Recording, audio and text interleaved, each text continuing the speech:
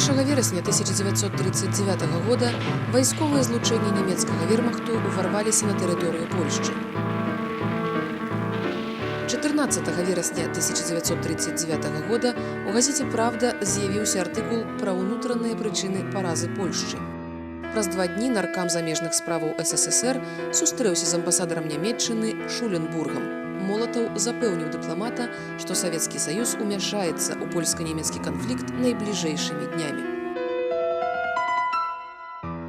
На маіх вачах адбываліся многія падзеі, пра якія цяпер людзі хочуць ведаць, але могуць даведацца толькі з кніг. Але ніводная кніга, ніводны раман, аповесць не можа перадаць таго, што мы на свае вочы бачылі. В 1939 годзе мне было 15 гадоў, калі мы сустрэлі Чырвоную армію, і адзін, якога матка карміла, моя пакойная, кажа, от вы нас сустракаеце тут з цветамі, з ёлкамі, з брамамі такімі, але ж вы яшчэ нас пазнаеце. Ну і хутка пазналі.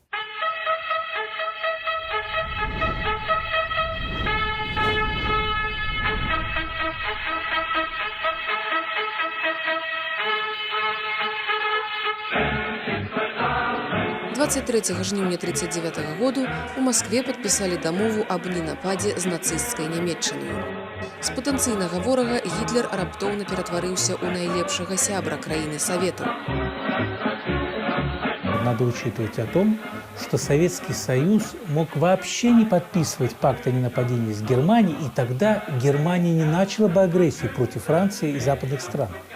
Потому что она понимала, что в ее тылу находится самый сильный противник. Для Брытаніі ды Францыі такі паварот падзеяў быў нечаканасцю. Бо ў жніўні 1939-га поўнаю хадою ішлі перамовы з савецкім урадам аб паўстанні антыгітлераўскай кааліцыі. Гэта дазваляла спадзявацца на перадухіленне Другой усесветной войны. В 1939 году реальное соотношение сил было на стороне Советского Союза. То есть были ряд вариантов. Первый вариант. Советский Союз продолжает переговоры с Англией и Францией о создании коалиции. Гитлер не мог воевать на 2 фронта. Значит, время было бы выиграно уже для подготовки. Эти манипуляции о том, что другого варианта не было, были другие варианты. Но их не хотели выбирать, потому что Сталину был ближе Гитлер. У якасці ўзнагароды за адмову падтрымаць Польшчу ў будучай вайне Сталін выгандліваў у Ріббентропа значны бонус – палову тэрыторыі, асуджанай на захоп краіны. Беларусы па абодва бакі мяжы яшчэ не ведалі, якім коштам дасягнецца доўгачаканае ўз'яднанне. І вы ведаеце, што мы былі на баку таго рэвалюцыйнага змагання, якое там вялося. І таму мы чакалі таго дня. І нас запэўнілі, што рана ці позна беларусы будуць жыць в адной дзяржаве. Атрымаўшы данясенне аб выніках перамоваў, Гітлер назваў саюзніка брудным азіяцкім вымагальнікам. Тым не менш, 1 верасня, у дзень уварвання на тэрыторыю Польшчы, ён быў у гуморы, чакаючы на падтрыманне з усходу з дня на дзень. Аднак фюреру ўсё ж давялося панервавацца. Сталін не распачынаў дзеянняў ажно 2 тыдні.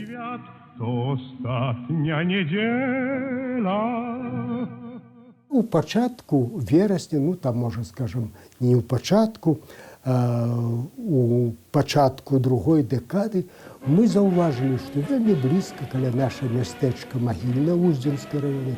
Под гэтыя вайсковыя падраздзяленні, і мы асабліва любілі вечарамі хадзіць туды. Хаця ў нас ужо ў Магільна да вайны стацыянарнае кіно было, ўжо людзі ручкай круцілі, колы паказвалі. Все роўна нам хацелася глядзець вайсковыя фільмы, а ў іх былі дакументальныя. Ніхто не думаў, дзеля чаго яны знаходзяцца. І ўжо ў 9 гадзін 17-го мы на тыя месцы прыйшлі, дзе столькі было ўсякіх ваенных і тэхнікі, і саміх вайскоўцаў, мы нікога не засталі. Сказалі, што яны ўжо ўсе на тым баку Нёмана. Савецкія войскі перайшлі мяжу толькі 17 верасня, калі польскае войска, заціснутае з захаду і ўсходу, ужо не магло супраціўляцца. 17 сентября 1939 года, когда части Красной Армии вступили на территорию Польши, начался самый трагический этап, который потом завершился уже 22 июня 1941 года. Таким вось чынам я, малодшы лейтенант непераможнай чырвонай арміі, пакрочыў на чале майго ўзводу у буржуазную Польшчу. Адбылося тое уначы 17 верасня 1939 года. To ostatnia niedziela. Ура, ура, ура! Запіскі гэтыя я пішу ў гонар нашай магутнай чырвонай арміі і перадусім яе вялікага правадыра, таварыша Сталіна. Яму таксама натуральна прысвячаю іх. Магу дакладна занатаваць тое, што бачыў і чуў у тыя вялікія гістарычныя дні, якія вызвалілі некалькі прыгнечаных народаў з капіталістычнай няволі. Нас у школе выхоўвалі вельмі вялікімі і шчырымі патрыётамі савецкай радзімы. Ну і вось у выніку гэтага тое, што адбывалася ў верасні, мяне, як піянера, вельмі радавалася. Великой радостью чекали Червоную армию. Брама была зроблена с древа, а эта брама была возле нашей хаты близко. Вся вёска высыпала сустракать Червоную армию. Тогда комиссар подошел до мужиков, со всеми поцеловался, и привитание такое зробив, что вот мы вас освободили. Там еще война, может, и билися там, а советская власть у нас уже шла. Тут гостинцам просто без войны, без ничего. Табуны и шли. На конях ехали. И где-нигде это бронь везли на машинах. Але мужиков вельми здивили їх кепські коні, які тягнули армати. Это были такие заморенные, вельми худые кони, до хвостов яких были прицеплены фанерные дощечки, на яких было написано «Колхоз Жданова», «Колхоз Молотова», «Колхоз Сталіна».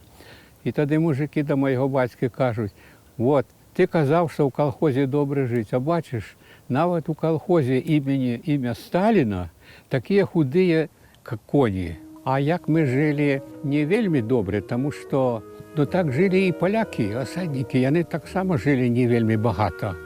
Тому що Польща була не такая уже добре развитая країна. 4 коровы имела, кони имела, овечки, свиньи имела. За Польшем, так что, свобода была. Имела час и шел на работу. Наймались, которые земли шмат мели. Сколько заробят, только платили. А як это неколи за Миколаем бабунька рассказывала Паншина, не платили. Только что там заробили на своей земле, там есть, а гроши не платили, дарма робили. А як у панов платили, заробляли, робили. Только гультаев не было, як теперь безработные. Пішу з самага цэнтру польскага буржуазнага кубла. Кватаруюся я ў гожым доме. Ложак засланы, коўдра вялікая, лёгкая, мяккая, у белы чахол усунутая. І все такое белае, быццам белай фарбай замаляванае. Я нават палец паслініў і паспрабаваў, ці не мажацца. Не для мяне, ахайнага бальшавіка, такія буржуйскія вываходкі. До войны я на ўсходзе не быў. Я толькі ўжо ведаю про расказы старэйшых, якія ездзілі спецыяльна, чтобы побачыць, як там людзі жывуць. Яны ўжо расказвалі, што там жывуць людзі вельмі бедна, асабліва ў вёсцы. Што датычыць польскіх тавараў, яны сябе траплялі ў нашыя крамы. Здзівіла тое, што яны па якасці намнога стаялі вышэй за то, што мы куплялі ў краме. І паколькі больш за ўсё грошай было ў настаўнікаў, і хоць гэтыя настаўнікі займаліся антыпольскім выхаваннем нашым, яны аднымі з першымі, паколькі былі грошы, накінуліся на іх тавары. Тэзіс пра абарону братэрскага народу па першым часе выглядаў пераканаўча, бо палітыка ўраду Польшчы у дачыненні беларусаў была жорсткая ды адназначная. Поляки нас не лечили белорусами. Тому в школе, коли треба было учить один верш «Кто ты естесь, поляк малый, як и знак твой ожил бялый», я сказал, что я не поляк, и тому я гэты вершик вывучыў, але ж декламаваць його не буду. Як туди пойдеш у власть, говорили по-польску. А як у хаті ми, були такі люди, що говорили у хаті, а ми то не говорили. Як говорили, так по-беларуску, так і говоримо. Насельніцтва крэсаў усходніх упарта называла палякаў асаднікамі. Позіркі шмат каго былі скіраваныя да савецкай Беларусі. И коли эти перебежчики рассказывали, что там голод, что люди погибают, то никто не верил. И мой батька сказал, это пропаганда пилсудчиков. Потому что польские газеты писали про все это. Что там голод, что там депортация. Польща допускала, вот, на мой погляд, великую помилку. Навіщо було займатися примусовою полонізацією? Коли вже ви такі прихильники всього польського, так рано чи поздно, і так би свого б досягнули, белорусский народ бы потянувся б до этого. А они проводили примусовую полонизацию. И это мне и выкликали протест белорусского народа. Сёння пісьмо ад Дуняшкі атрымаў.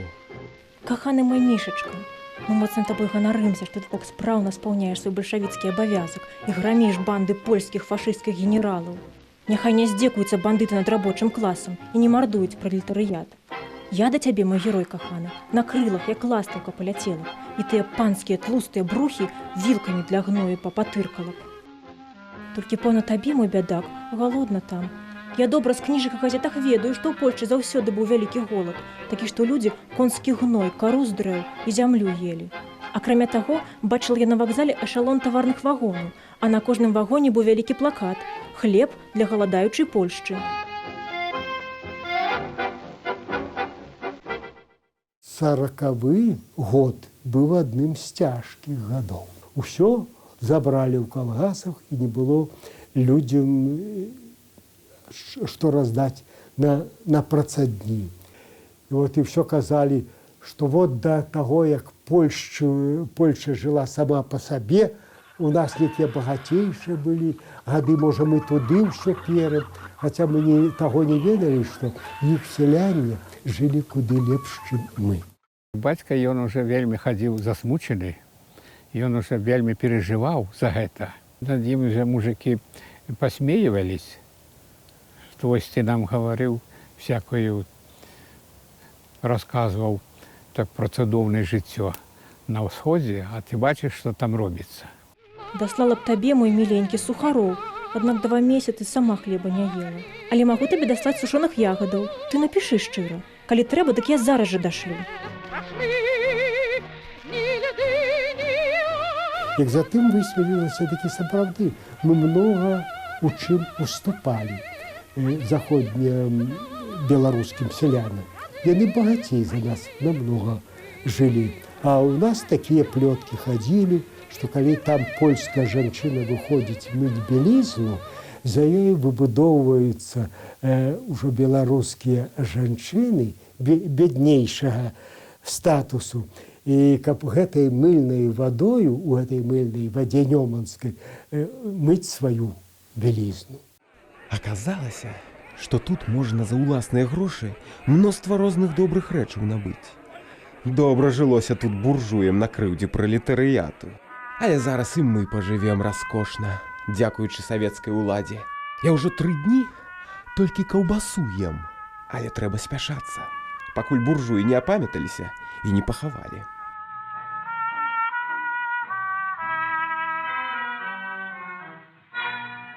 Быў такі адзін няшчасны выпадак, вельмі няшчасны. Быў улетку пажару. Тушыць з вясковага насельніцтва мала было каму. І ў гэтай трывожнай сітуацыі, я лічу, што тут без Мінска не абышлося, са Стоўбцаў прыйшла пажарная машына. І ви ведаеце, каля той машыны столькі сабралася людзей назіраць, як яны працуюць, што пагранічнікі і савецкія работнікі нават разганялі людзям, тому што не давалі пажарнікам хутка бегаць з аднаго месца ў другое. Там ніхто вручную не пампаваў ваду, яна сама рухалася. Ну, зразумела, гэта машына выклікала ў нас вялікае здзіўленне. Як гэта так, мы лічылі, што ў Польшчы ўсё адсталае, а цяпер мы глядзім, што вон у іх якая пажарная машына. Это ніяк не ўпісвалася ў тое, што нам гаварылі пра Польшчу. Я ўжо маю сапраўдны чамадан, амаль зусім новы, з 2 замкамі. Купіў таксама сабе ажно 2 гадзіннікі і хромавыя боты. Апрануўся і з чамаданам у руцэ з 2 гадзіны перад люстрам стаяў, на сябе глядзеў і наглядзецца не мог. Гожа прыфранціўся. Так, высока я зайшоў, дзякуючы савецкай уладзе, Гітлеру і нашаму бацьке Сталіну. У вёсцы, як толькі зямля станавілася больш-менш цёплай, усе людзі хадзілі босымі. Амаль кожны мужчына меў боты, але ён іх шанаваў. Ён насіў іх толькі на вялікія святы. А бывала яшчэ і так, што калі ідуць у царкву, мужчыны нясуць боты за спіною, а ўжо прыйшоўшы туды бліжэй да царквы, ногі травою абціралі і ішлі ў царкву ўжо не босымі, а ў ботах. Але ж усе навязлівыя размовы пра ўз'яднанне вельмі хутка выявіліся адно палітычным камуфляжам акту анексіі. Былая мяжа згубіла сімвалы, памежныя слупы, але яе па-ранейшаму дбайна ахоўвалі атрады чырвонаармейцаў. Каб яе перайсці, патрэбны быў адмысловы дазвол. Радасць была, але як пагранзастава стаяла, так і стаіць. Як нас некалі не падпускалі да дазорнай, якая аддзяляла Польшчу ад ССР, так нас і цяпер не падпускаюць. Сталін добра разумеў, рэальнае аб'яднанне пагражае выбухам. Таму і не спяшаўся адкрываць мяжу. Спачатку трэба было прывесці да адной роўніцы жыццё заходніх і ўсходніх беларусаў. Наладжаная за 20 гадоў савецкай уладай сістэма дазваляла здзейсніць гэты план за самы кароткі тэрмін. А потом у колхоз пошли все. У колхоз забрал еще. Кто все смел, и шел, обирал, и раскулачил. Даже огурки и брали вниз. А боже, вы была тебе на войне. Заплатили, заробила за год 9 киль пшеницы. А копейки платили я копейку, коли 3 копейки, вот. Але мы еще целый тыдень закладали колхоз. Ну, расстраивались люди, конечно. Ну, не хотели идти в колхоз. Забирали все и все. И кони, зерно брали, упраши, колы там, плуги, кто что имел, все забирали. Сказали принести на пункты, занесли, сложили и все. Без ніякого. А что ховать, все равно заберут. Но в соседней вёсцы, где было много коммунистов, соседняя вёска Язвіны, там зарабілі колхоз. Ну, такі колхоз, які бы быў першы ў нашым раёне колхоз. Зрабілі гэты колхоз у 40-м годзе, а ўжо в 41-м годзе вясной там палавіна коней уже была не здольная до працы. І все побачили, что такое коллективное хозяйство. Увогуле у нас усё ў парадку. Толькі арыштавалі і саслалі ў лагер суседа нашага, Васіля Маргалова, за тое, што распаўсюджваў англійскую імперыялістычную прапаганду.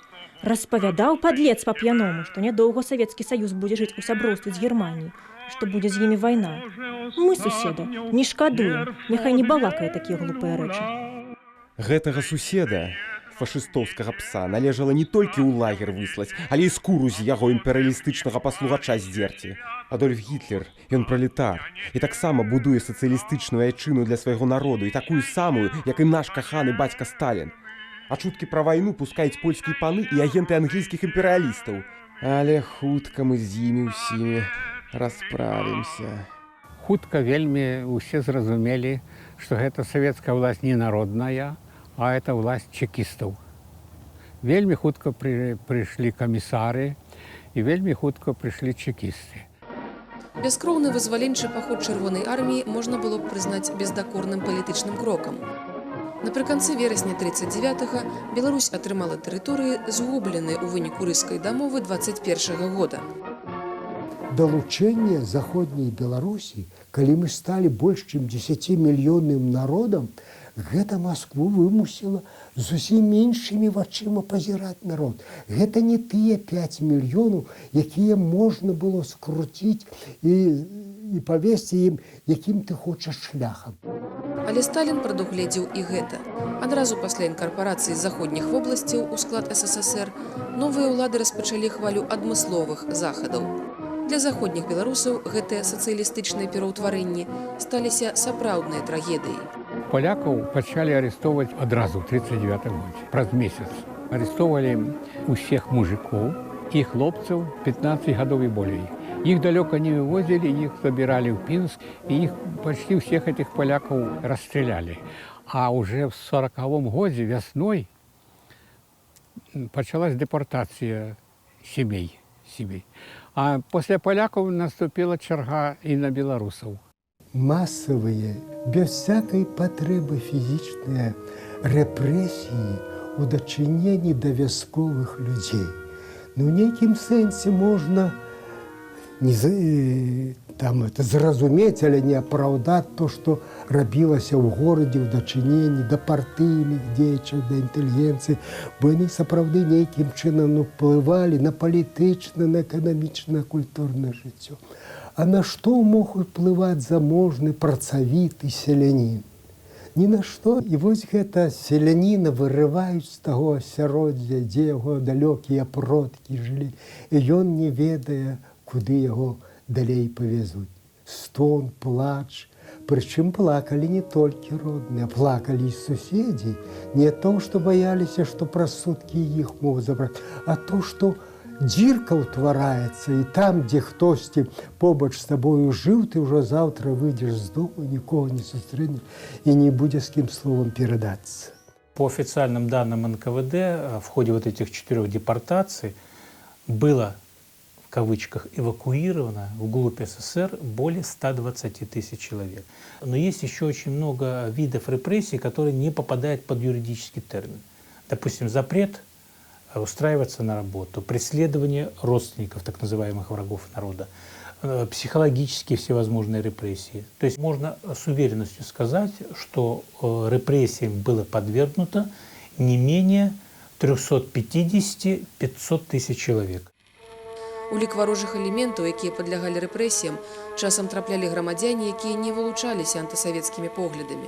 Дастаткова было мець маленькую краму ці шавецкую майстэрню, каб лічыцца ворагам народу. Я жыў на кватэры у хазяйкі, у якой муж быў поліцейскі.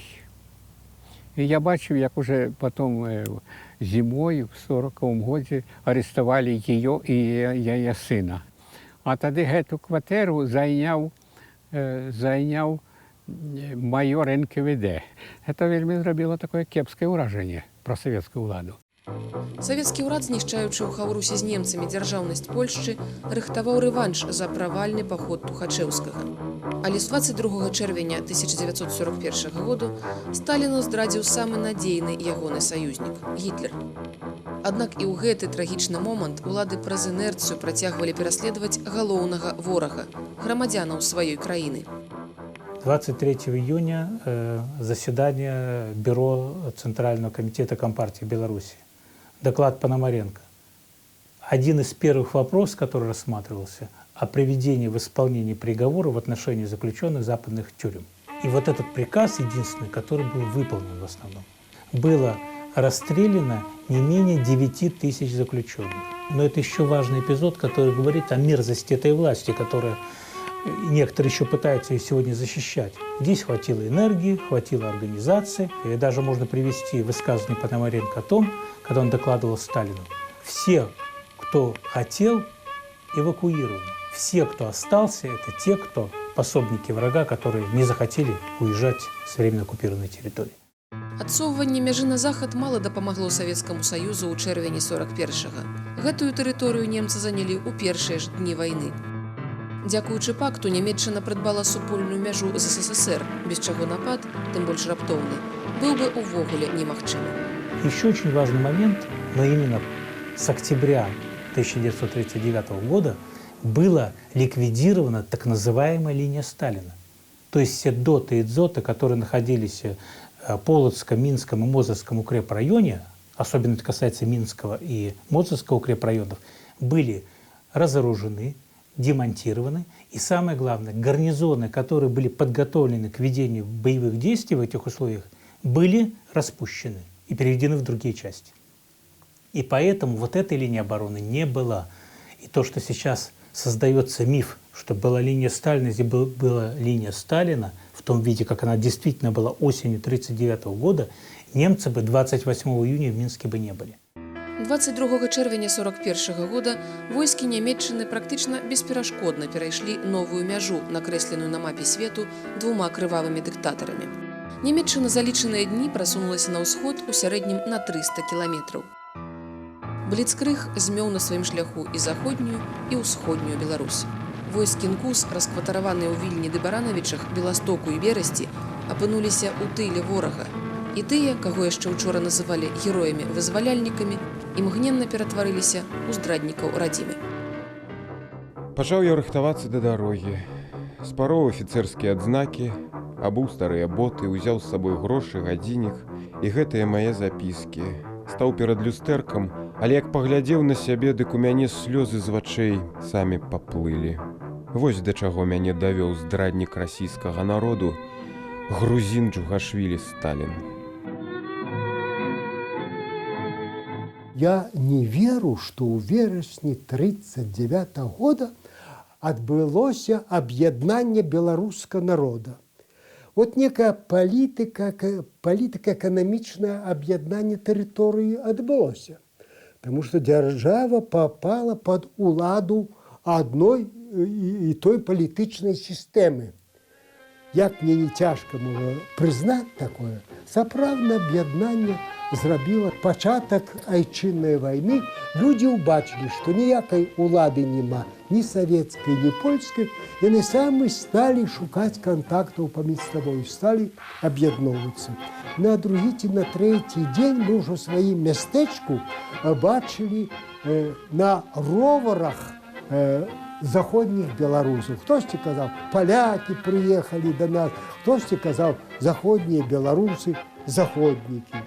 Аднойчы мне давялося таксама ў той бок збіраць. Цягнула, таму што заўсёды там сустрэнеш некага з таго, з кім ты незнаёмы. Раптам я ўбачыў, што адзін чалавек сядзіць і кліча мяне падысці да сябе. Кліча не па-польску, а кліча на беларускай мове. І пачаў са мной весці размову. Ну, па-першае, колькі гадоў, колькі класаў закончыў, а якія ты прадметы вучыш. Ну, як у вас перакладаецца СССР? Я кажу, вельмі проста, і так яму па-піянерскі бойска адказваеце. Саюз Савецкіх Сацыялістычных Рэспублік. Ну што ты? Ну які Савецкі Саюз? Які Саюз? А як? Смерць Сталіна спасе Россию.